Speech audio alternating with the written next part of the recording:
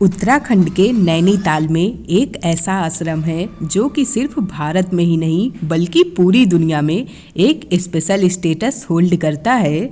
Mystery ये है कि आखिर क्यों इस रिमोट आश्रम में दुनिया भर से लोग आते हैं। 2015 में नरेंद्र मोदी जी अमेरिका की यात्रा पर थे। वहां जब फेसबुक के सीईओ मार्क जुकरबर्ग से उनकी मुलाकात हुई तब मार्क ने मोदी जी से अपनी भारत यात्रा के बारे में बताया था। मार्क की ये यात्रा थी नैनीताल के कैची धाम की।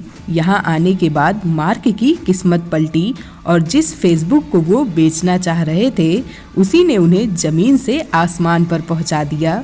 ये कोई ऐसी कहानी नहीं है जो कि हवा में उड़कर लोगों तक पहुंची है। 2015 में खुद मार्क ने मोदी जी को ये इन्फॉर्मेशन दी थी। उन्होंने कहा था उनकी कंपनी में इंडिया के लिए एक खास जगह है, या ऐसा कहें कि उनकी कंपनी बची ही नीम करोली बाबा की वजह से है।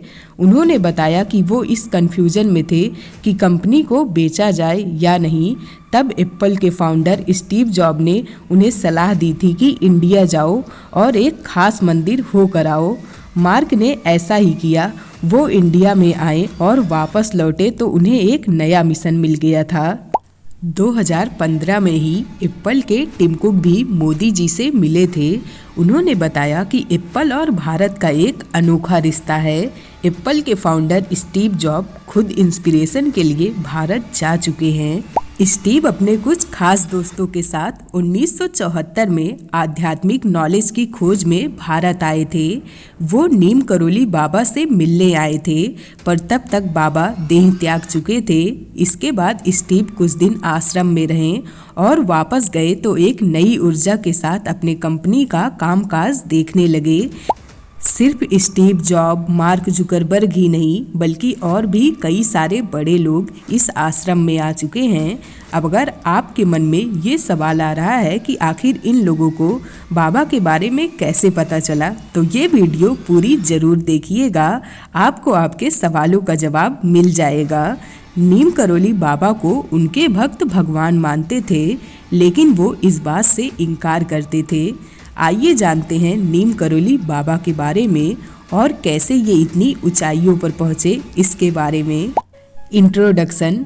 सन 1900 की बात है। यूपी के अकबरपुर के ब्राह्मण परिवार में एक बच्चे का जन्म हुआ। माता पिता ने नाम रखा लक्ष्मण नारायण शर्मा। उस समय कम उम्र में ही लड़के लड़कियों की शादी करवा दी जाती थी, तो 11 साल की उम्र में लक्ष्मण नारायण की शादी उनके माता पिता ने करवा दी। पर उनका मन घर में नहीं लगता था, उनका मन लगता था बजरंगबली में। बताया जाता है कि 17 साल की उम्र में उन्हें आध्यात्मिक ज्ञान मिल चुका था, इसीलिए इन्होंने घर छोड़ दिया था। अब आती है लक्ष्मण नारायण शर्मा से नीम करोली बाबा बनने की कहानी। नीम करोली बाबा के भक्त रिचर्ड, जिन्हें नीम करोली बाबा रामदास के नाम से भी बुलाते थे, वो एक कहानी बताते हुए कहते हैं कि एक बार लक्ष्मण नारायण ट्रेन से कहीं जा रहे थे। तब टिकट ना होने पर टीटी ने उन्हें उत्तर प्रदेश के नीम करोली गाँव में उतार दिया। बाबा को उतारने के बाद ट्रेन वहाँ से हिल ही नहीं रही थी। उसके बाद ट्रेन की जांच पड़ताल हुई, लेकिन ट्रेन में तो सब कुछ ठीक था। तब किसी आदमी ने कहा कि जिस बाबा को ट्रेन से उतारा गया है उन्हें फिर से बैठाया जाए तो शायद ट्रेन चलने लगे। तब कई लोगों के रिक्वेस्ट के बाद बाबा ट्रेन में जाने को तैयार हो गए, पर उन्होंने रेलवे के पास 2 शर्तें रखी। पहली, वहीं नीम करोली में एक स्टेशन बनवाया जाए। ऐसा माना जाता है कि बाबा को सब कुछ पहले से ही पता चल जाता था। नीम करोली के लोगों के लिए स्टेशन तक पहुंचने के लिए कई मील चलना पड़ता था, क्योंकि वहां कहीं नज़दीकी स्टेशन नहीं था और जो था वहां जाने के लिए साधन नहीं थे। इसीलिए बाबा ने ये शर्त रखी। और दूसरी शर्त ये थी कि आगे से रेलवे ट्रेन में सफ़र करने वाले सभी साधुओं के साथ अच्छा व्यवहार करेगा। उस समय रेलवे ऑफिसर ने ये बात मान ली और बाबा ट्रेन में चढ़ गए। उस समय बाबा ने मजाक भी किया था कि भला मेरे चढ़ने से ट्रेन कैसे चलेगी। लेकिन जैसे ही बाबा ट्रेन में चढ़े, उन्होंने ड्राइवर को आशीर्वाद दिया और ट्रेन चलने लगी। बाद में रेलवे ने अपनी शर्तों अनुसार उस नीम करोली गांव में स्टेशन बनवाया। बाद में लक्ष्मण नारायण ने अपना कुछ समय नीम करोली गांव में गुजारा और लोगों का भला किया। तब लोगों ने उनका नाम नीम करोली बाबा रख दिया। तब से लक्ष्मण दास नीम करोली बाबा के नाम से प्रसिद्ध होने लगे। इनके भक्त बताते हैं कि बाबा ने पूरे नॉर्थ इंडिया का भ्रमण किया और इन्हें कई सारे नामों से जाना जाता था। लक्ष्मण दास, नीम करोली बाबा, हड़िया वाला बाबा, त्रिकोनिया बाबा, चमत्कारी बाबा आदि ये इनके कुछ प्रमुख नाम हैं। बाबा के माथे पर ना तो तिलक होता था और ना ही गले में माला। ये बाबा आम लोगों जैसे ही जीवन जीते थे। यहाँ तक कि इन्होंने किसी को अपना पैर तक छूने नहीं दिया। जब लोग इनका पैर छूने की कोशिश करते थे तब वो कहते थे कि हनुमान जी के पैर छुओ। इनके भक्त मानते हैं कि नीम करोली बाबा खुद बजरंग बली के अवतार हैं। कहा जाता है कि बाबा नीम करोली हनुमान जी के बहुत बड़े भक्त थे। इन्होंने बजरंग बली के लिए 13 सालों तक गुफा में प्रतिज्ञा की थी और कई सारी सिद्धियां प्राप्त की थी जिससे वो लोगों का भला करने के लिए उपयोग करते थे। बताया जाता है कि बाबा एक समय में कई जगह पर रह सकते थे। वो अपनी हाइट बढ़ा और घटा सकते थे, फ्यूचर देख सकते थे, लोगों का मन पढ़ सकते थे। लेकिन बाबा नीम करोली ने कभी इस बात का दावा नहीं किया। वो बस राम राम जपते रहते थे। अब शायद आप सोच रहे हो कि जब ये खुद को हनुमान जी का भक्त कहते थे तो लोग इन्हें हनुमान जी का रूप क्यों मानते थे। असल में बाबा नीम करोली और बजरंग बली में काफ़ी समानताएं थी, जैसे कि हर विषय में नॉलेज होना, नेचर पर कंट्रोल करना। इतना सब कुछ होते हुए भी नीम करोली बाबा में कोई अहंकार नहीं था।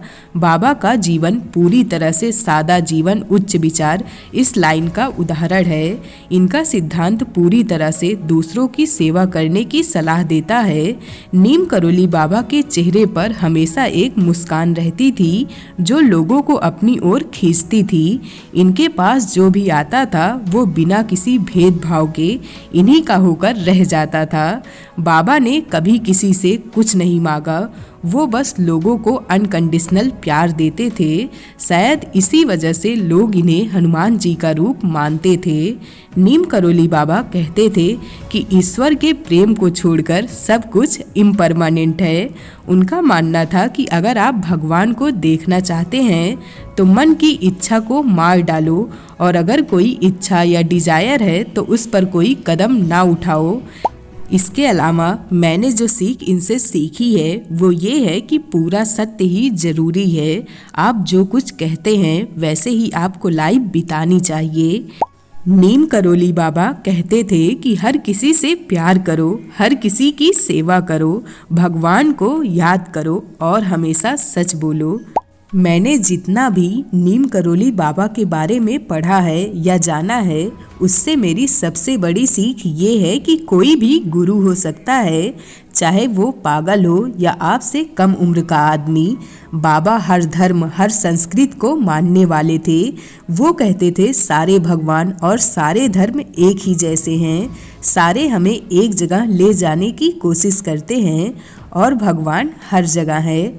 बाबा का मानना था कि पूरा ब्रह्मांड ही हमारा घर है और इसमें रहने वाले सारे लोग, सारे जीव जंतु हमारे परिवार का हिस्सा हैं।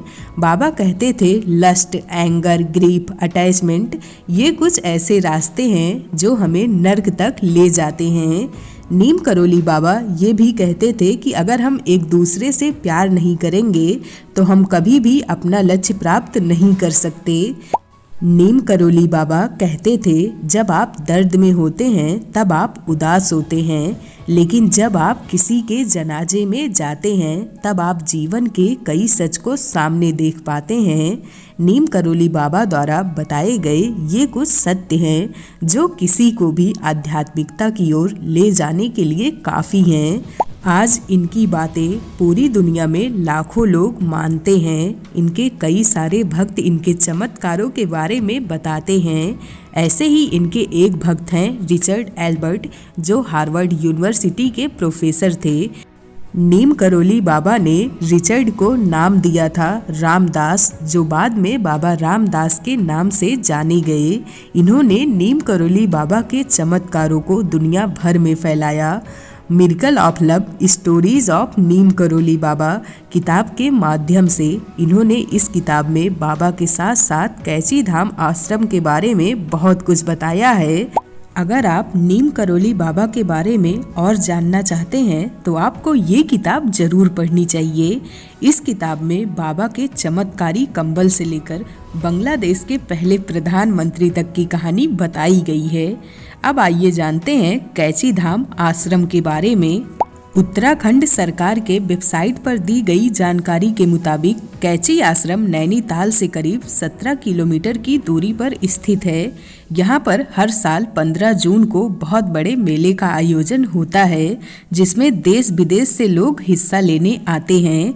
ऐसा कहा जाता है कि 1940 के आसपास नीम करोली बाबा वहां पहुंचे और सड़क किनारे बैठ गए।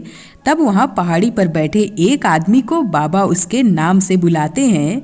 आदमी आते ही आश्चर्यचकित हो जाता है कि मैं तो इन्हें जानता ही नहीं, फिर ये मेरा नाम कैसे जानते हैं। तब नीम करोली बाबा कहते हैं, घबराओ मत, मैं तो तुम्हें सालों से जानता हूँ। खैर ये सब छोड़ो, अभी मुझे बहुत भूख लगी है, जाओ घर से खाना लेकर आओ। वो आदमी दौड़ा दौड़ा घर जाता है और अपनी माँ को ये बातें बताता है। वो आदमी अपनी माँ से कहता है कि एक बाबा मिले हैं जो कह रहे थे कि वो मुझे सालों से जानते हैं। उन्होंने मुझे खाना लाने को कहा है, उनके लिए खाना दे दो।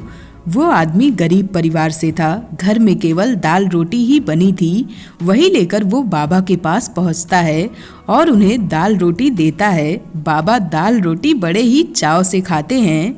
फिर बाबा कहते हैं कि जाओ गांव से और 2-4 लोगों को बुला कर ले आओ। तब वो जाकर और लोगों को लिवा कर आता है। बाबा जहाँ बैठे थे वहाँ से एक छोटी नदी बह रही थी। बाबा और वो लोग उस नदी को पार करके जंगल में पहुँच जाते हैं। वहाँ जाकर बाबा एक पत्थर की ओर इशारा करते हैं। नीम करोली बाबा कहते हैं कि इस पत्थर को तोड़ो, देखो इसके पीछे एक गुफा होगी। तब वो 5 लोग हैरान हो जाते हैं, क्योंकि वो लोग यहीं बड़े हुए थे, फिर भी उन्हें नहीं पता था कि यहाँ कोई गुफा है। तो ये बाबा जो पहली बार यहाँ आए हैं, ये सारी बातें इन्हें कैसे पता। खुदाई के बाद पत्थर हटता है तो सचमुच गुफा दिखाई देती है। ये देखकर गांव वाले हैरान हो जाते हैं। तब बाबा कहते हैं कि ये कोई चमत्कार नहीं है, ना ही मैं चमत्कारी हूँ। बाबा कहते हैं कि ये हनुमान जी की गुफा है और अब यहाँ हनुमान जी ही बैठेंगे। आओ इस जगह को नदी के पानी से साफ करते हैं। नदी के पानी से साफ करने के बाद हनुमान जी की स्थापना वहाँ पर की गई। तब से ये जगह गांव में फेमस हो गई और आज इसी जगह को कैची धाम के नाम से जाना जाता है। लोग बताते हैं कि हनुमान जी की स्थापना के 20-22 साल बाद नीम करोली बाबा के आदेश पर 1962 में यहाँ आश्रम का निर्माण हुआ। नीम करोली बाबा और हनुमान जी के इस धाम में कई सारे लोग आते हैं। हर साल जून में खास भंडारे का आयोजन किया जाता है। बताया जाता है इस भंडारे में 1 लाख लोग खाना खाते हैं। अब आप इसे चमत्कार माने या झूठ, लेकिन नीम करोली बाबा के भक्त पूरी दुनिया में हैं जो उनकी शिक्षा पर चलते हैं और उनकी बातों को सच मानते हैं। हमारा अगला पॉइंट है बाबा और इनके भक्त। नीम करोली बाबा के टाइम के 2 बड़े पॉलिटिकल लीडर गोविंद बल्लभ पंत और उत्तराखंड के प्रधानमंत्री नारायण दत्त तिवारी इनके भक्तों में शामिल थे। दोनों ही नीम करोली बाबा को बहुत मानते थे। बाबा के सबसे बड़े भक्त में से एक हैं रिचर्ड एल्बर्ट उर्फ रामदास, जो हार्वर्ड के प्रोफेसर थे और इन्हीं की तरह रॉक बैंड के एक सदस्य जेफरी कगेल पूरी तरह से बाबा की भक्ति में खो गए। बाबा ने इन्हें नाम दिया था कृष्णदास। ये कृष्णदास बनके आज पूरी दुनिया में कीर्तन करते हैं। कृष्णदास अपने कीर्तन से लोगों को डिप्रेशन, एंजाइटी और अकेलेपन से बाहर लाने में मदद करते हैं और लोगों को श्री राम से कनेक्ट करते हैं। नीम करोली बाबा के सबसे बड़े भक्त रिचर्ड का जन्म 1931 को अमेरिका में हुआ था। ये पढ़ लिखकर 1958 में हार्वर्ड यूनिवर्सिटी में साइकोलॉजी के प्रोफेसर बने। एक बार जब ये भारत आए फिर नीम करोली बाबा से मिले। बाबा से मिलने के बाद रिचर्ड इनके शिष्य बन गए। बाबा ने इन्हें नाम दिया रामदास। रामदास ने बी हियर नाउ नाम की एक बुक लिखी जिसमें रामदास की आध्यात्मिक यात्रा के साथ कई आध्यात्मिक टेक्निक भी बताई गई थी। ये किताब न्यू जनरेशन स्पिरिचुअल गाइड के रूप में फेमस हुई और इसकी 2 मिलियन कॉपी बिक गई। रामदास की लिखी हुई ये किताब बी हियर नाउ बाबा नीम करोली के विचारों के प्रसार का माध्यम बनी। एप्पल के फाउंडर स्टीव जॉब इसी बुक को पढ़ने के बाद कैची धाम पहुंचे थे और भी कई सारे लोग हैं जो इस बुक से इन्फ्लुएंस हुए थे। स्टीव जॉब जब कैची धाम पहुंचे तब उन्हें पता चला कि नीम करोली बाबा समाधि ले चुके हैं, इसीलिए उनकी मुलाकात बाबा से नहीं हुई। लेकिन स्टीव जॉब की आस्था बाबा में बढ़ती चली गई। इस बात पर कम लोग यकीन करते हैं, लेकिन कहा जाता है कि एप्पल के लोगों का आइडिया स्टीव जॉब को कैची धाम से ही मिला था। ये तो कुछ गिने चुने लोग हैं जिनके बारे में हम आपको इस वीडियो के माध्यम से बता रहे हैं। इसके अलावा विदेश में और भारत में नीम करोली बाबा के कितने भक्त हैं, इसकी लिस्ट बनाना इम्पॉसिबल बात है।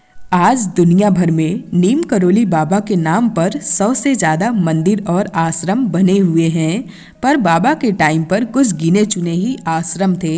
पहला कैची धाम में और दूसरा आश्रम है वृंदावन में। यही बाबा का महासमाधि मंदिर भी है।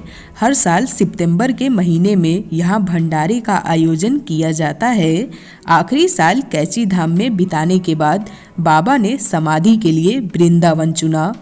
1973 में सितंबर के महीने में बाबा इलाज के लिए आगरा गए थे। वहां से वापस आते समय वो ट्रेन में सवार हुए, लेकिन मथुरा आते आते उनकी तबीयत बहुत खराब हो गई। तब बाबा ने आदेश दिया कि उन्हें वृंदावन ले जाया जाए। भक्तों ने ऐसा ही किया, पर आश्रम ले जाने के बजाय उन्हें हॉस्पिटल ले जाया गया। हॉस्पिटल में डॉक्टर ने ऑक्सीजन मास्क और इंजेक्शन लगाया। डॉक्टर बताते हैं वो डायबिटिक कोमा में थे। बाबा ने रात में मास्क निकाला और कहा बेकार है। बाबा ने गंगा जल मांगा, लेकिन हॉस्पिटल में होने के कारण उन्हें नॉर्मल पानी दिया गया। उसके बाद बाबा ने देह त्याग दी। भले ही आज बाबा दुनिया में नहीं हैं, लेकिन अपने भक्तों के दिलों में ये हमेशा के लिए रहेंगे। नीम करोली बाबा जैसे संत हमेशा लोगों के दुखों को दूर करते रहेंगे। अगर आप कभी कैची धाम गए हैं या नीम करोली बाबा की और भी कोई कहानी जानते हैं तो हमें कमेंट में ज़रूर बताइएगा। हमें आपके कमेंट का इंतज़ार रहेगा। और अगर ये वीडियो अच्छी लगी हो तो लाइक, शेयर और सब्सक्राइब ज़रूर करिएगा। Thank you for watching. खुद को बेहतर बनाते रहिए।